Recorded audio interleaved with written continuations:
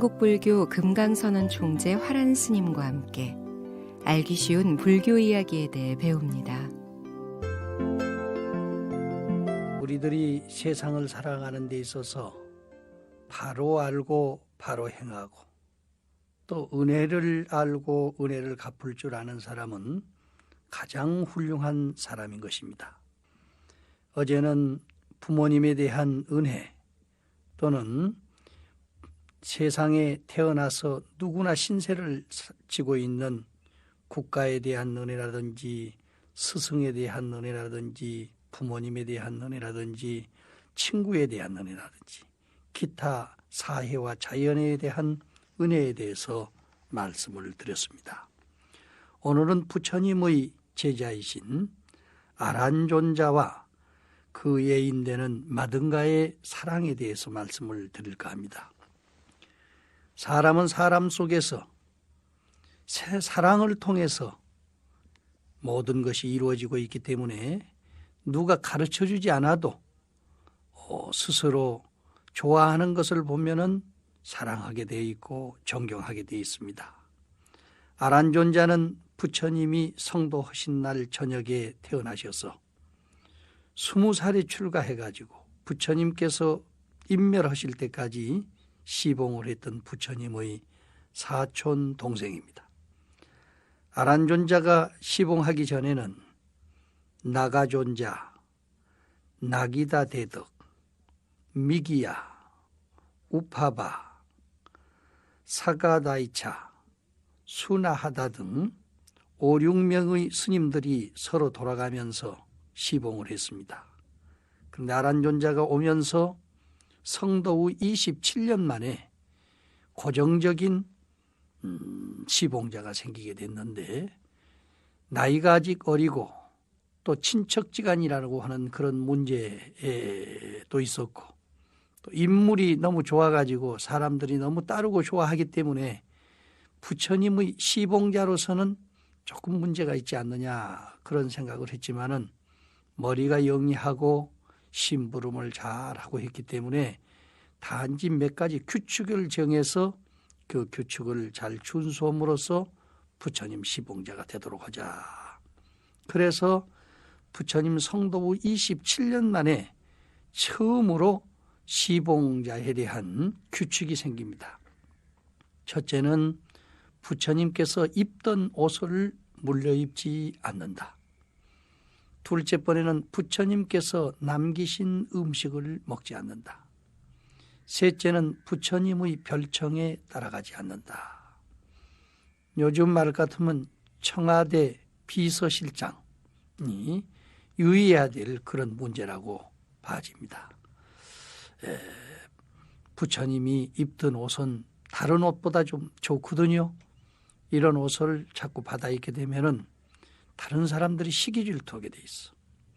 또 신도님들이나 다른 분들이 특별하게 부처님 음식을 공경을 하는데 그 음식을 자꾸 먹다가 보면은 걸사의 정신이 없어질 염려가 있어. 또 세 번째는 별청에 따라서 가서 보면은 특별 대접하는 장소이기 때문에 자기도 모르는 사람 사이에 특수인간이나 된 것처럼 돼버리는 그럴 염려가 있기 때문에 이런 조건을 붙여서 아란존자에게 시봉을 하도록 했습니다. 인물이 뛰어나고 또 총명해가지고 많은 사람들에게 공경과 사랑을 받았지만은 부처님께서도 특별히 아끼고 사랑했습니다. 근데 하루는 부처님 심부름으로 먼 길을 다녀오다가 목이 말라서 우물에서 물을 깃는 여인을 향해서 물을 청했어요. 물 좀 얻어 먹읍시다. 그랬더니 저는 마등가입니다. 한단 말이에요.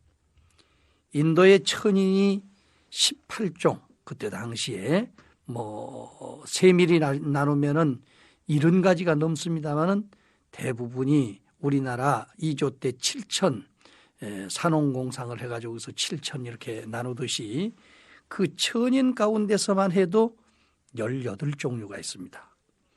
그 가운데 맨 마지막 17번째고 18번째가 불가촉천민과 불가시천민이에요.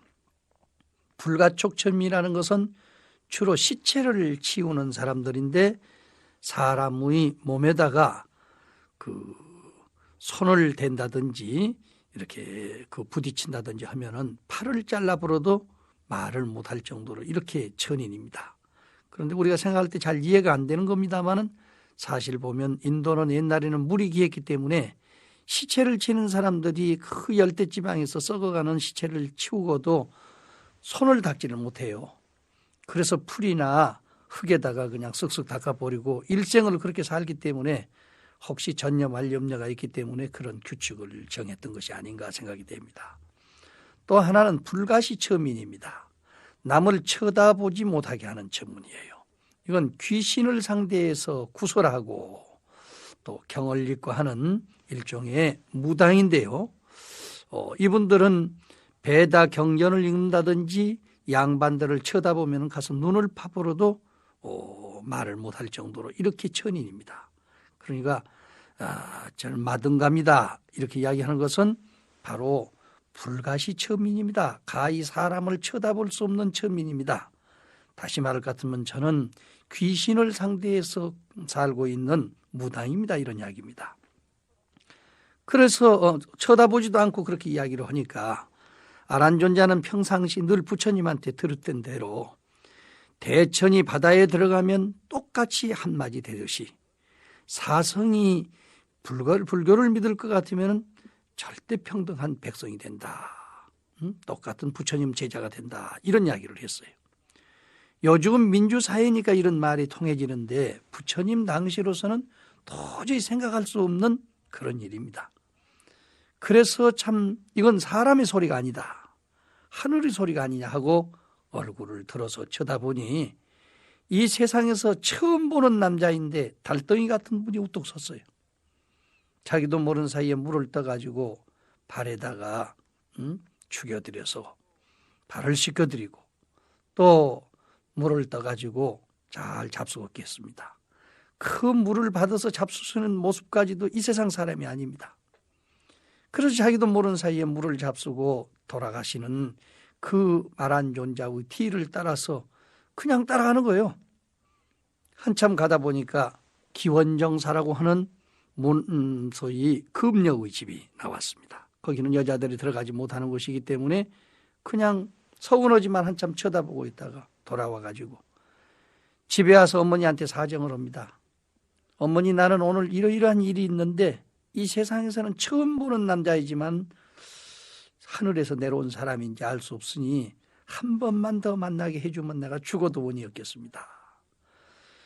마등가의 어머니는 이야기를 들어보니 스님인데 또 스님 가운데도 보통 사람이 아닌 것 같아.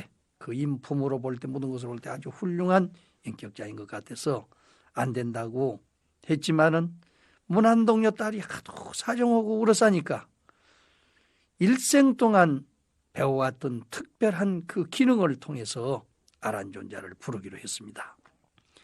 단을 9단을 쌓고 그 마지막 단 위에다가는 그릇을 얹어놓고 사람이 일찍이 먹지 않은 그 정화수 깨끗한 샘물을 떠다 가득 채워놓고 바가지를 엎어놓고 거기서 그걸 두들기면서 뭐라고 외우는 겁니다.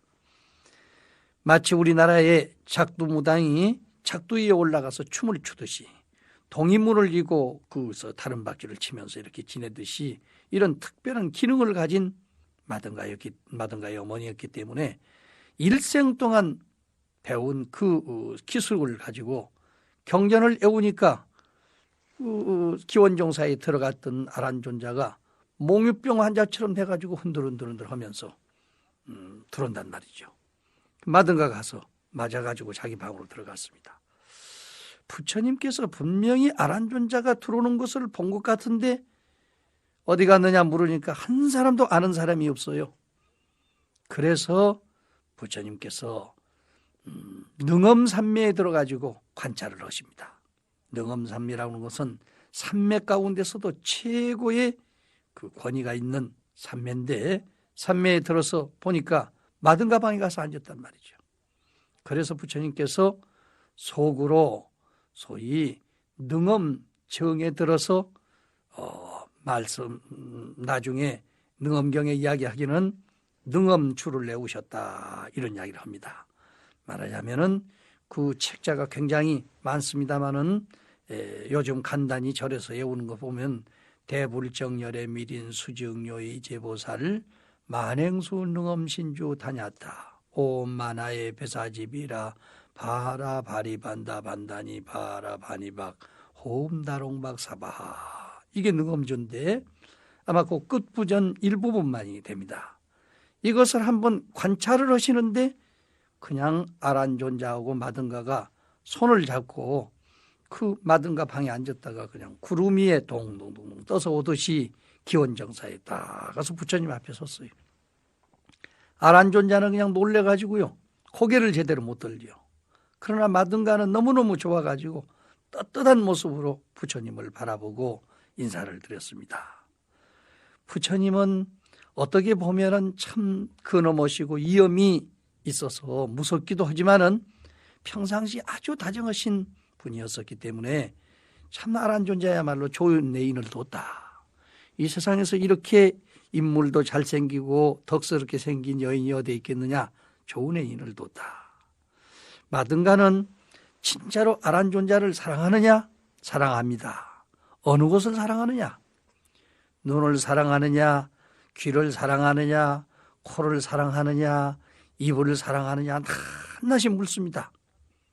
모든 걸 다 사랑합니다. 아니 눈에서는 눈물이 나고 귀에서는 깃물이 나고 코에서는 콧물이 흐르고 입에서는 침이 흐르고 온 몸뚱아리에서는 땀이 줄줄 흐르고 그러는데 그래도 좋느냐? 그뿐이 아닙니다. 가래침을 땅바닥에다 뱉어놓고 먹으라 하더라도 내가 먹을 수 있을 정도로 그렇게 사랑합니다. 정말로 훌륭한 애인이다. 그러나 마등가야 생각해봐라. 좋아하는 사람이 겉만 좋아해가지고는 될 수가 없어. 속도 비슷해야지. 너는 태어나면서부터 마등가, 무당 집에 태어나가지고 무당의 법을 익혔을 것인데 아란존자는 일찍이 왕가에 태어나서 왕법을 익혔지. 또 출가해가지고 불법을 익혔어. 이렇게 그 생각이 사상이 다른데 같이 살 수 있겠느냐? 마등가가 부처님 저도 왕법도 익히고 불법도 같이 익혔습니다. 좋다 그러면 가서 한번 익혀봐라. 그래서 마등가를 왕사라고 하는 절, 말하면 비구니 스님들이 거쳐오시는 그 절로 보냈어요. 거기에는 마하파자 파티를 중심으로 해서 700여 명의 비구니 스님들이 살고 있었는데 참 그 많은 왕과 귀족들의 자제분들과 부인들이 와서 공부를 하는데도 남자 생각이라는 건 털끝만치도 하지 않고 열심히 정진하고 있었습니다.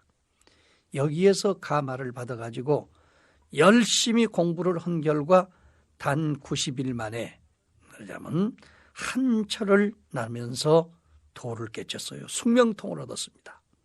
그래서 자신 있게 부처님한테 왔어요. 부처님께서는 마등가야 이제 아란존자를 사랑하게 됐느냐? 부처님 정말로 저는 아란존자를 사랑해 왔습니다마는 이제는 사랑이 필요 없게 됐습니다. 그럼 무슨 소리냐? 제가 이 세상에 태어나서 처음 본 남자인 동시에 제가 그렇게 좋아할 만한 이유가 있습니다. 그것은 아란존자는 전생에 저희 남편이었어요. 임금님으로도 여러 번 태어나고 저도 왕으로서 태어났는데 나중에 왕들이 부인들을 많이 얻음으로 인해 가지고 저는 첫 번째 부인으로 와가지고 나이 들어갈수록 구중궁궐로 자꾸 밀려난단 말이죠. 그래서 속이 아파가지고 병이 났었는데 백약인무효라 아무것도 낫는 것이 없어요.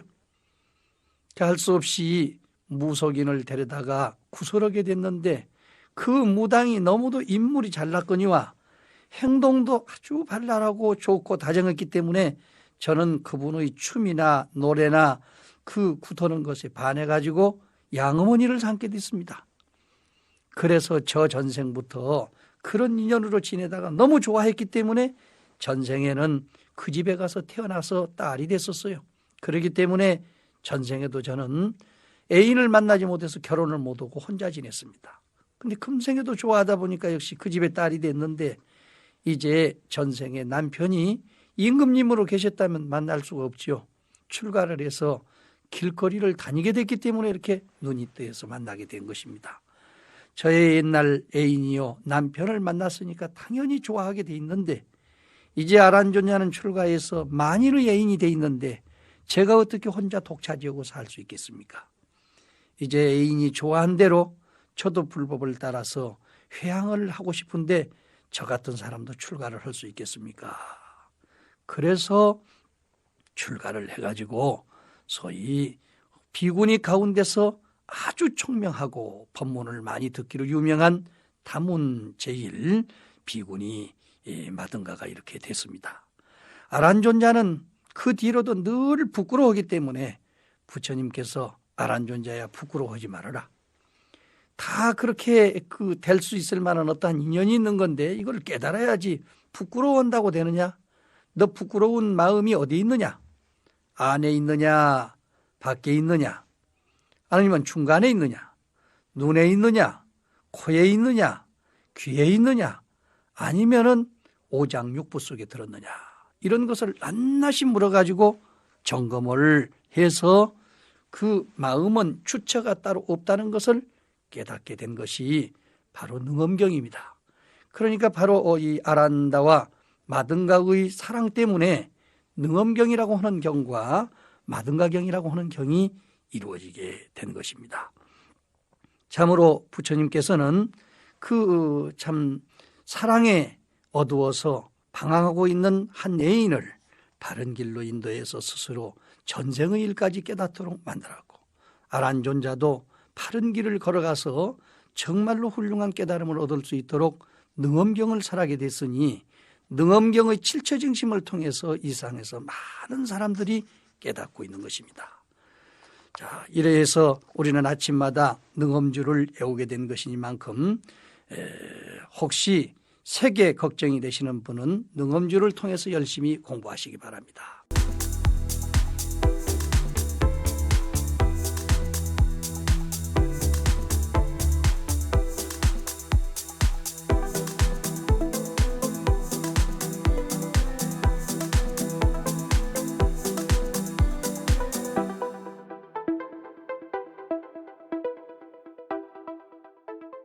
자, 학교에 가면은 교훈이라는 것이 있고 국가에 가면은 국기라는 것이 있고 정치하는 사람은 정강이 있듯이 집안에는 그 집안을 대표해서 내려오는 가풍도 있거니와 또한 가훈이 있기 마련입니다.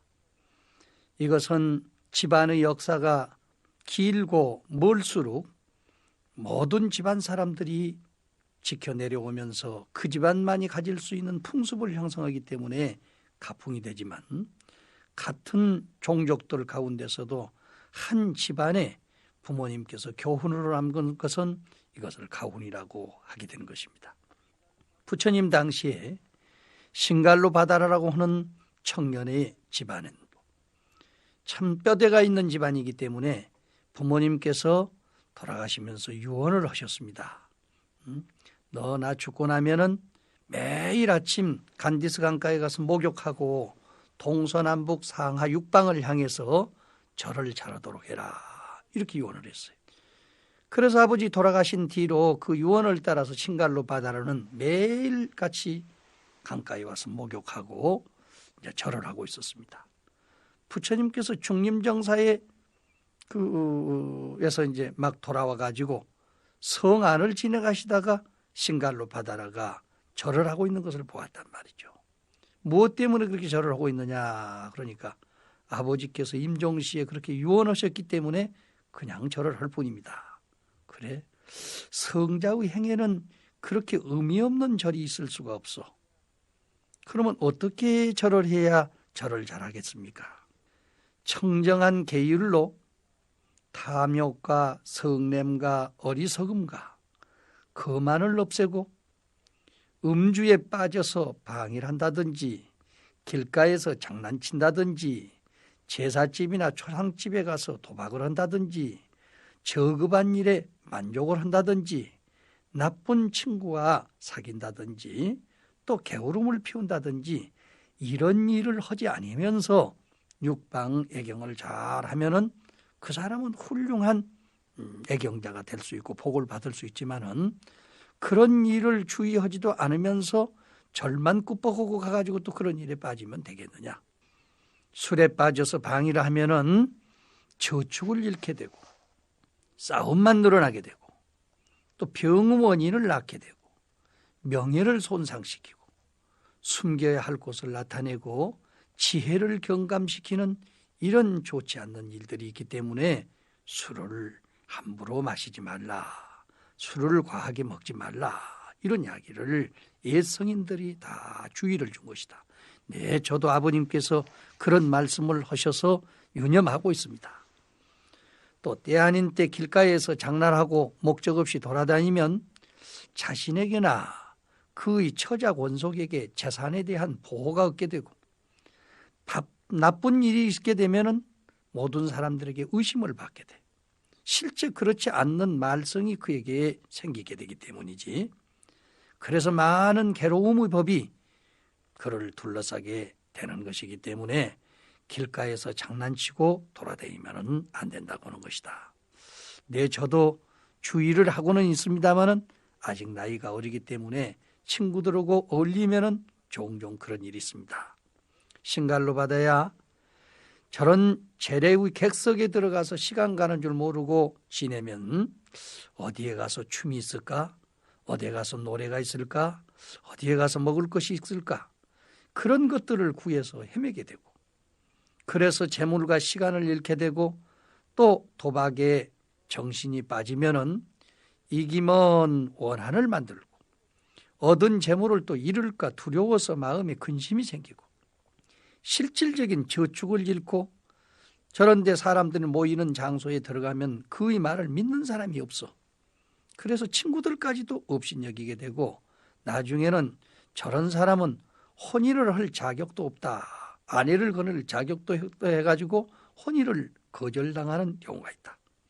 그렇기 때문에 도박을 함부로 하지 말라고 옛사람들이 이런 것이다.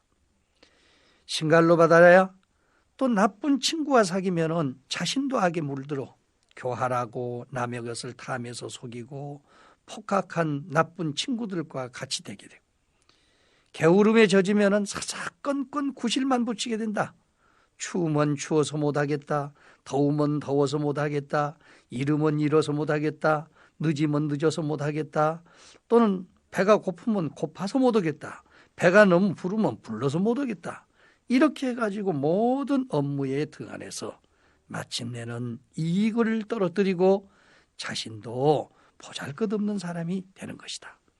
그렇기 때문에 이제 절을 하고 적어도 하늘에다가 동서남북에다 절을 하고 이렇게 한 사람들은 기본적인 면에서 그런 정도는 잘 알아야 된단 말이죠. 그래서 신갈로 바다가 묻습니다. 부처님, 저희들은 친구들을 많이 사귀고 있는데 어떤 사람이 좋은 친구입니까? 사람을 가려서 사귀어야 되지 않겠습니까? 부처님께서 웃으시면서 다정하게 말씀하십니다. 자, 친구들이 여럿이 있는데 사실은 원수지만 법과 비슷한 사람도 있고 아주 또 매정하면서도 다정한 사람들이 있어. 무엇이든지 가지고 가는 사람이나 말이 교묘한 사람이나 감언이설이 많은 사람이나 방탕의 반여자가 되는 사람은 다 좋지 않은 사람이다. 왜? 무엇인지 가져가려고 하는 사람은 종류를 가리지 않아. 작게 주고 큰 것을 가져가려고 그래. 두려움에서 모든 일을 시키고 사리사욕만 위해서 일을 한단 말이죠. 그렇기 때문에 도둑놈과 같아. 또 둘째, 마음이 교묘한 그런 친구는 과거에 우정이 있는 듯이 가장을 하고 무의미한 애교를 부리면서 일단 해야 할 일이 눈앞에 닥쳐오면 콧모양이 변해. 감언이설이 많은 친구는 다만 상대방의 나쁜 일에만 보조를 맞추고 좋은 일에는 동의를 하지 않아. 그 사람 앞에서는 칭찬하고 돌아보면서 콧 비웃는단 말이죠. 또 방탕의 길동무가 되는 자는 술에 빠져 헤어나지 못하고 돌아다닐 때 좋은 벗이 되고 때 아닌 때 거리에 돌아다니고 저런 재래 수용을 한 객석이나 들어가면 시간 가는 줄 모르며 도박장에서 가차운 친구가 되는 사람, 이런 사람들은 절대 가차이해서는 안 된다. 그럼 어떤 사람을 같이 해야 됩니까? 힘센 후원자, 즐거우나 괴로우나 항상 변하지 않는 자, 착한 말만 해주는 자, 동정이 있는 사람, 이런 사람을 같이 해야 된다. 어떤 사람이 힘센 후원자냐? 친구가 취했을 때 그의 재산을 지켜주고 두려워할 때 비호자가 되며 필요할 때는 내가 필요한 건 이상으로서 재산을 줄 아는 사람. 또 즐거우나 괴로우나 항상 변하지 않는 친구란 자기의 비밀을 잘 지켜주고 그가 간직한 것을 숨겨주고 궁핍할 때는 버리지 않고 친구의 이익을 위해서는 목숨까지도 버리지 않는 친구여야 된다. 또 세 번째, 착한 말만 하는 친구라는 것은 죄가 생기는 것을 막아주고 선한 일을 행하게 하고 아직 듣지 못한 것을 듣게 해주고 천당에 태어나는 것을 가르치는 그런 친구여야 된다. 또 네 번째, 동정이 있는 친구는 친구가 쇠약했을 때 기뻐하지 않고 그 용성을 기뻐하며 비방하는 사람을 막아내고 찬양하는 사람을 칭찬해 주는 그런 친구. 이런 친구들은 꼭 사귈 만한 그런 친구다. 그런데 신갈로 받아야 이 육방이라고 하는 것은 아버지께서 그냥 절해라 이렇게 했지만은 말씀은 하지 않았어도 그 속에 깊은 뜻이 들었을 거예요. 동방은 아버지에 해당되는 것이다.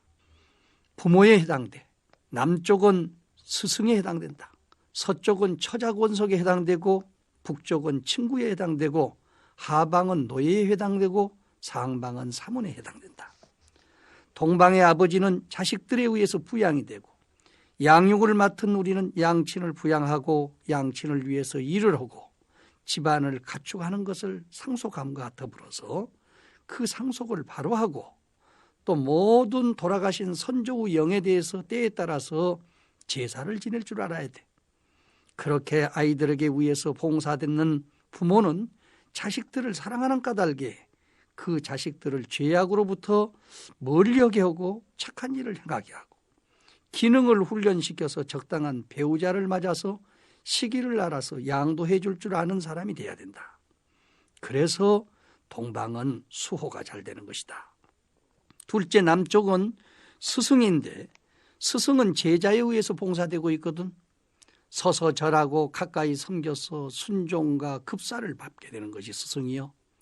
스승은 좋은 훈련법으로 제자를 가르치고 잘 지켜지고 있는 것을 지켜지게 하고 모든 학예를 습득게 하고 친구들과 아는 사람들 사이에서 칭찬받는 사람이 되도록 일깨워주는 것이다. 이와 같이 하여서 남쪽은 잘 수호되고 안온하고 두려움이 없게 해야 하는 것이다. 부처님, 그럼 서방의 처자는 어떻게 봉사돼야 됩니까? 남편에 의해서 봉사돼야지. 경의와 예의와 삿되지 않은 것과 권위를 줄 알아야 돼. 때를 따라서 장식품도 만들어지고 반대로 아내는 가정을 잘 정돈하고 일꾼들에게 친절하고 정숙하며 재산을 잘 지키고 모든 일에 대해서 교묘히 근면할 줄 알아야 된다. 또 북쪽의 친구는 좋은 집안의 자제들에 의해서 봉사되는데 먼저 번 말씀했던 그대로다. 보시에 의해서, 좋은 말에 의해서, 좋은 행에 의해서, 협동정신에 의해서, 속임없는 진실성에 의해서 서로 봉사되어야 한다. 따라서 그는 좋은 가문의 자제들을 사랑할 줄 아는 사람이 좋은 친구를 사귀는 것이다. 취했을 때 재산을 지켜주고 두려워할 때 비호자가 되어야 된다고 했지. 공궁할 때 버리지 않고 그 밖의 동족도 함께 존중할 줄 알아야 된다. 신갈로 받아야 밑에 노예는 그러면 어떻게 해야 되느냐. 힘에 따라서 적당히 일을 주고 양식과 급부를 주며 병이 났을 때는 약을 주어서 위로해 줄 알고 맛있는 음식을 주고 휴식을 주어서 편히 쉬게 하되 마음에 불안함이 없도록 해야 된다. 반대로 노예는 주인을 존경할 줄 알아야지. 아침이면 주인보다 먼저 일어나고 밤에는 나중에 자리에 누우며 주어진 물건만 받아가져야 돼. 그래서 그 일을 잘 할 줄 알고 주인의 명예와 칭찬을 제고해 줄 아는 그런 노예가 돼야 된다. 그리고 끝으로 상방엔 종교인들에 해당되는데 그 종교인들에 의해서 이 세상은 복되고 지적인 면에서 이루어질 수 있는 것이다. 친절한 행동, 친절한 마음에 의해서 문호를 닫지 않고 또 반대로 음식물을 잘 주고 보호할 줄 알아야 된다. 종교인들은 모든 사람들을 사랑해가지고 일체의 죄악에 물들지 않게 하고 모든 선을 행하게 하고 착한 마음으로 사랑하고 아직 듣지 못한 것을 가르쳐주고 이미 들은 것을 확실하게 하고 또 천상에 나는 길을 인도해야 한다. 이렇게 한다면 상방은 잘 수호되고 안온되어서 두려움 없는 세상이 될 수 있다 그랬습니다. 이것이 바로 육방을 잘 지키면서 예배드리는 방법이다 했어요. 자, 의미 없이 매일 아침 목욕만 하고 절만 하던 신갈로 바다라는 이 법문을 듣고 참으로 놀랐습니다. 우리 아버지께서 내가 이렇게 절을 하고 있으면 이렇게 훌륭한 스승을 만나가지고 부모와 스승과 처자와 친구와 노예와 또는 종교인에 대해서 어떤 마음의 자세를 가지고 살아야 될 것이냐 하는 문제를 이렇게 교훈을 받을 것을 아시고 나한테 이렇게 시킨 것이다 해서 참으로 이 신갈로 바다로는 성자적인 교육을 잘 받들어서 훌륭한 가정생활을 했다고 합니다. 이 육방예경은 우리 청소년 교육이라든지 사회윤리 교육에 아주 적절한 교재가 되는 그런 책이고 교훈입니다. 정말로 부부지간이나 부자지간이나 또는 사제지간이나 또는 친구지간이 이런 마음의 자세로서 세상을 산다면 어찌 복된 사회가 되지 않겠습니까? 뿐만 아니라 요즘 노사분규가 자꾸 생겼었는데 옛날에는 노예라고 불렀습니다마는 노동자는 노동의 그 대가로서 마땅히 생활에 알맞는 보수를 받아야 될 것이고 또 그분을 일을 시키는 사람은 그 많은 자본을 가지고 잘 사업을 유지해 나갈 수 있도록 해서 피차가 명예가 손상되지 않도록 돼야 될 것입니다.